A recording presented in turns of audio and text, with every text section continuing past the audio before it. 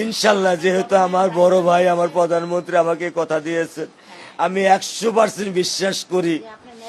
এবং আমার এই রামেশার পাশাপাশি দেশে যত যা কিছু আছে উনি দেখছেন এবং দেখবেন, এটাই আমি প্রত্যাশা করি। আপনার যদি মনে হয় যে এখানে আপনার পার্সোনাল কোনো আইনজীবী প্রয়োজন, হ্যাঁ, কিংবা রাখার দরকার এই মামলা পরিচালনার জন্য, দেখভাল করার জন্য, সেটাও যদি মনে আমার প্রয়োজন নেই।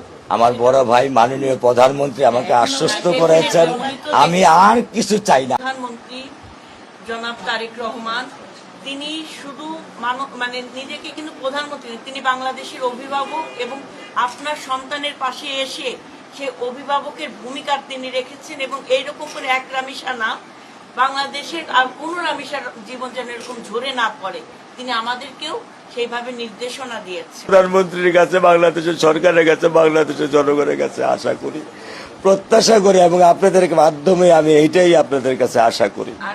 আমরা সর্বোচ্চ চেষ্টা করব, সরকার এই ব্যাপারে সচেতন।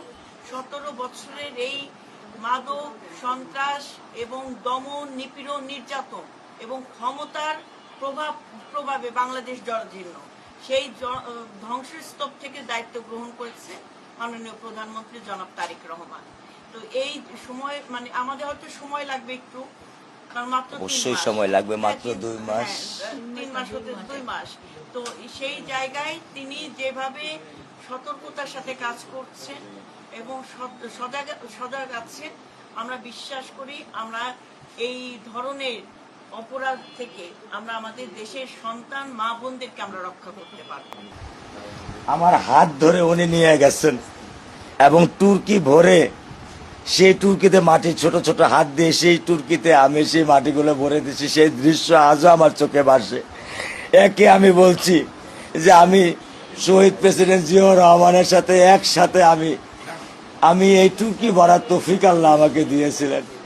পরবর্তীতে তার সুসন্তান আজকে প্রধানমন্ত্রী, ওনাকে আমি মানা করছি যে আমি আসি, কিন্তু উনি না শুনে উনি আমার কাছে আমার বুকে আসছেন, আমাকে আদর দিচ্ছেন, স্নেহ দিচ্ছেন, ভালোবাসা দিচ্ছেন, আমার বড় মেয়ের দায়িত্ব নিয়েছেন।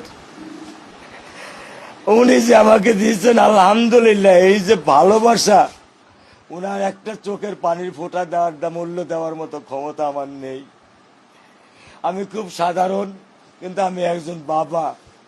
কিন্তু আমার এই বাবাত্বের যে কষ্ট, এই কষ্ট আমি মনে কোনোদিন আমি আর দূর করতে পারবো না। মাননীয় প্রধানমন্ত্রী নিয়েছে, ওর পড়ালেখা থেকে শুরু করে সমস্ত দায়িত্ব নিয়েছে। আমি কৃতজ্ঞ আপনাদের কাছে। টেনশন করবেন না, আমার কোনো টেনশন নেই। আমার বড় ভাই মাননীয় প্রধানমন্ত্রী আমাদের দায়িত্ব নিয়েছেন, আমার কোনো আমাদের রামেশাকে শহীদি মৃত্যু হিসেবে কবুল করে নেয়। যেন আমরা আল্লাহর কাছে এটাই দোয়া করি, ঈশ্বরের কাছে এটা দোয়া করি, যেন ওকে যেন শহীদি হিসেবে কবুল করে নেয় এবং জান্নাতবাসী করে। এই আর ডেফিনেটলি, কারণ ও তো মাসুম, তাই না, ও তো 8 বছর বয়স।